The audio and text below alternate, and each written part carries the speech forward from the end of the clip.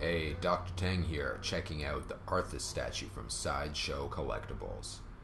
First thing I want to mention is the box this comes in is enormous. I've had the Thing Premium format before, which I'm pretty sure had a bigger box, but this was up there, certainly bigger than anything else I've had in recent memory. Once you get him out, he is very imposing. He comes in at 19 inches high, so some of your premium formats may be a little bigger, but he's just so wide and massive that it really stands out in a collection. He's comparable to some of the Hulks, I'd say, which are just really wide as well and just take up a lot of space.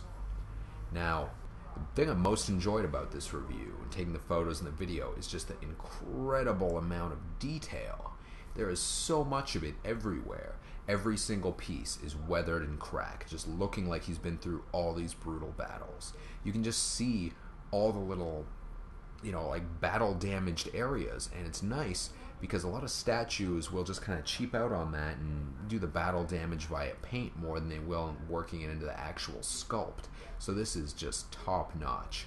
Then you'll see if you actually pay attention to the details, you'll see things like the chainmail beneath the armor, but only visible from certain angles.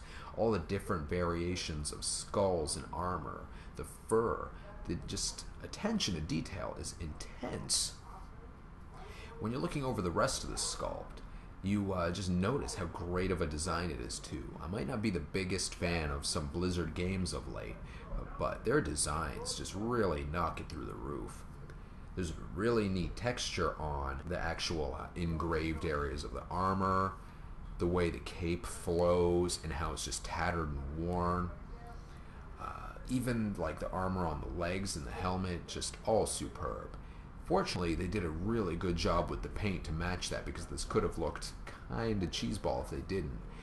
But there's all sorts of dark washes over it. If you look at the fur on the legs, it's very brown and worn. On the back of the cape, you've got the snow from walking through snow.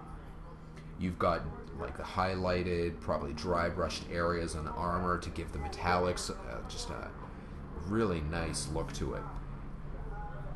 It's honestly one of the more detail-oriented statues I've seen in a long time, and they did such a nice job. Now, I do want to mention the lights on mine didn't work. I actually went into the lights, I pulled the light panel, the battery panel out, and it looked like one of the wires might have been a little loose. So that was a bit of a downer, although in pictures I've seen the light up wasn't that great anyways. But I haven't heard of that being a common issue, so I think that was just unique to mine. I just happened to get unlucky. So yeah, the sculpt on this, fantastic. Paint, really well done. Just an imposing statue. If you're at all a fan of Warcraft statues, Sideshow did an absolutely killer job on this one. The regular stone stocks you can probably nice price on eBay. Highly recommended.